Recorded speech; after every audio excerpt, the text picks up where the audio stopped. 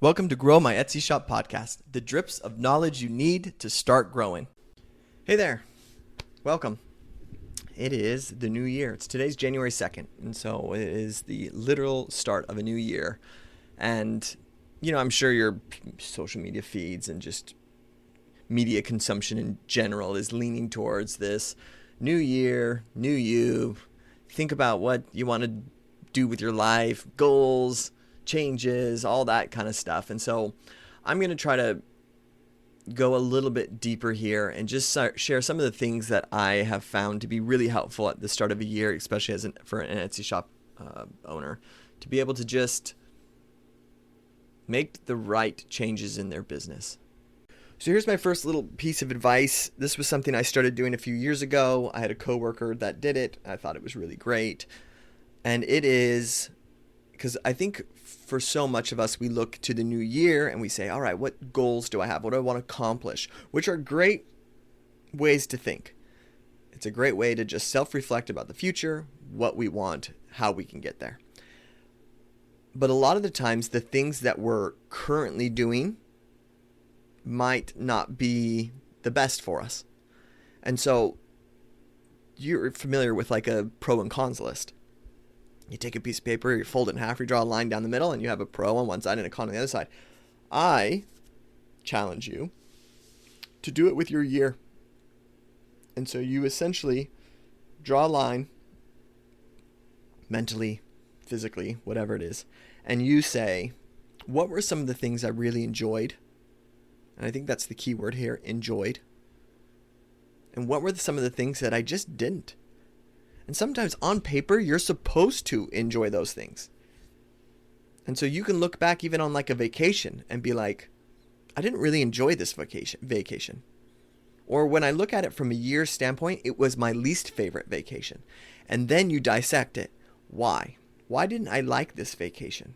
What were some of the things that were going on, or the location or the people or the whatever it was that made me not like this as much as something like this? This exercise is healthy because so much of the time we look towards how do I progress, how do I get better, without optimizing our current selves.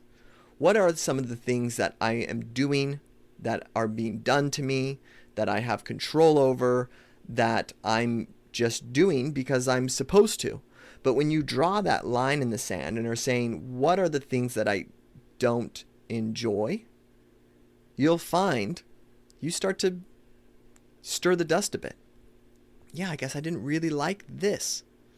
You can go as far as to say, if we're getting into our Etsy shops here, you can say, I didn't enjoy selling wholesale.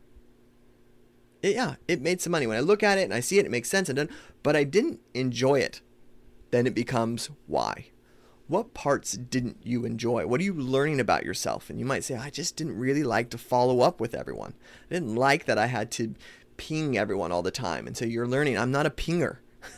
Weird. I'm not a pinger. I'm not someone who finds joy in this process. This isn't a way that I enjoy making money. So what are the ways that I do enjoy making money? What were some of the things or the days or the months or the events that I did enjoy? Well, I really liked the market I went to. This is what I liked about it. These are the things that I did like. And when you go, so there's that two layers. Layer one being, what didn't I enjoy? What did I enjoy? Layer two being, why didn't I enjoy it? Or why did I enjoy it? And you start to learn these things about yourself. And then from there, you gather what it is that you didn't like, and you start to shed that off of yourself. And this is where that optimization comes in. Because you essentially are your own product. And so you are the creator of what you sell. You are the person behind your Etsy shop. You are the person posting the pictures, creating the listings, fulfilling the product, shipping the product. I mean, some of us have employees and whatnot that are helping, but you are the head of the snake. Terrible example of that. The head of the business, I should say. And you're the product. And so optimizing yourself to be the best version that you can be and putting yourself in a situation where you can win is going to be the best thing that you can do for yourself in 2026. Creating the environment that you can excel in. And so instead of trying to fit yourself into a square peg as a circle, whatever that saying is, you can instead say, how can I put more square pegs around me so that I can fit through these and do my strengths? I've shared this a lot. I think that I am innovative. I think outside the box. At least I think this about myself. I can get things done. I am the type, again, this is self-proclaimed, but I'm the type of person that you can say, hey, I need this on my desk by Monday, and I can say, I can get it for you. However, I am not an organized person. I don't do it through organization. And there are certain people who do. They organize things really well. They go to their desktop and everything is perfect, and that is not my personality. And so if I'm put into an environment where organization is needed, my flaw shows really quickly. And people will say to me, oh, you're kind of a hot mess. I'm not a hot mess. I can get things done. I am efficient in how I do them. I just do them kind of like a bull in a china shop, is what my mom always used to say. In the sense of, I just kind of bulldozer my way through projects and I get things done, but no one would look at it and say that's an organized person. They would just say, oh wow, this was kind of all over the place, but you got the end result, good job. That's the way I work. And so I tend to create things in my life that allow that to be my strength, where someone and the people I work with and the clients that I have are more about, hey, I just want the freaking result. I don't need all the little pretty spreadsheets that tell me exactly how much the cost per click or what the da-da-da. I don't work that way. I don't spend my time. I don't find joy there. I just want to put my time and my energy in getting you that dang result. What do you want? I want sales. Let me get them for you. And off I go. And so when I have and align myself with people who think like this, who are like, yeah, don't bother me. Just get me what I'm looking for. I work very well with them. And that's something that I've learned over time about myself. So I could be really upset that I'm not more organized. I could be really upset, and I could train myself, and I could try to just be better. And of course, organization skills are needed in life. Of course, I'm improving those skills as I go.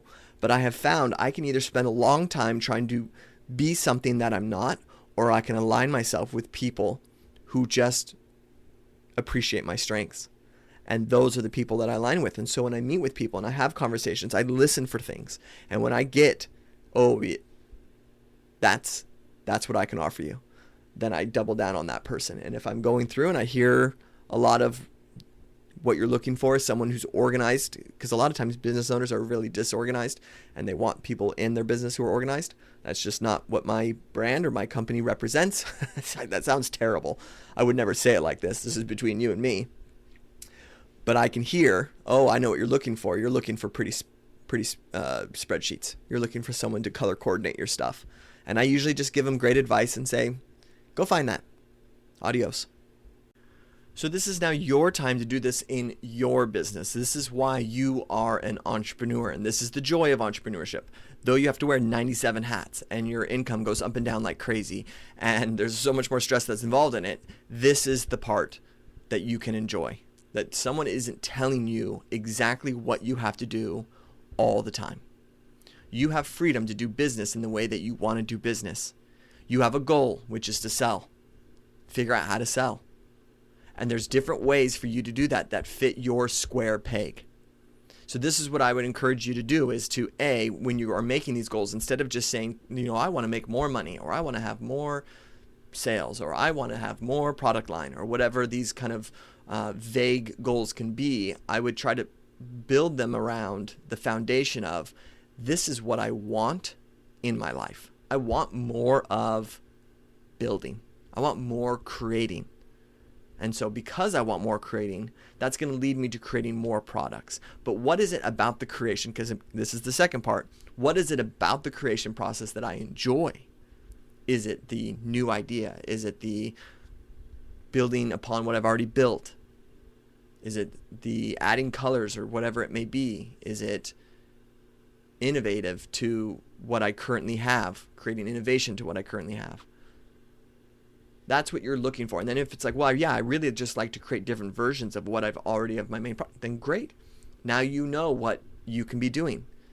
And this can work on all avenues of your life. You can always look at yourself as a parent and say, what did I enjoy about parenting, and how can I bring more of that into my life? And then on the same side, there's the negative of it. What are some things that I didn't like about my business? What are some things I did last year that I didn't enjoy? And you optimize yourself. What were some things I did as a parent that I didn't enjoy? And you optimize yourself. And I usually run this exercise through people when they are overwhelmed, and I look and I kind of create the what is it that you enjoy doing versus what you don't doing, because you'll be surprised. Overwhelm can also come just from doing a lot of things that you don't like. And so you feel like, gosh, I'm so overwhelmed. Because what happens, and I'm sure most of us have fallen into this pit hole, is that you're like, I'm so busy, but I'm not motivated to work. And a lot of that is because there's non-preferred activities that are sitting at the forefront of what you're doing. And your brain and your body is saying, I want to do things that I enjoy more, but I can't because I have this big laundry list of things that I don't want to do, and I'm not motivated to do those things. And so sometimes we think we're really busy or we just don't have the time, but when we sit back and look at it, it's just that we haven't optimized ourselves in a few years, meaning we're doing the same things we don't like to do at a higher rate. And every year, more is required from us. It just seems like, especially these days with inflation and with things, there's this like, okay, I need to add more. And it's part of American culture in general that we kind of feel this way. And this was something I learned when I was living abroad, is how much this is not a mentality in other countries. This constant getting more and more and more and more. Like you can be content, but that's a subject for a different day. Moral of the story is optimize yourself. Find what it is that you like through this exercise of what did I like? Why did I like it? What didn't I like? Why didn't I like that? Take that into every category you have in your life, whether that's family, vacation, friends, free time, hobbies, Etsy shop, if a lot of you guys have jobs as well, so your job, and then just work from there. And you'll find that this is a great way to brainstorm, to open up your brain to say, how can I do more of this? And that's where you can get really great goals. I would also invite you to think about your story for this year.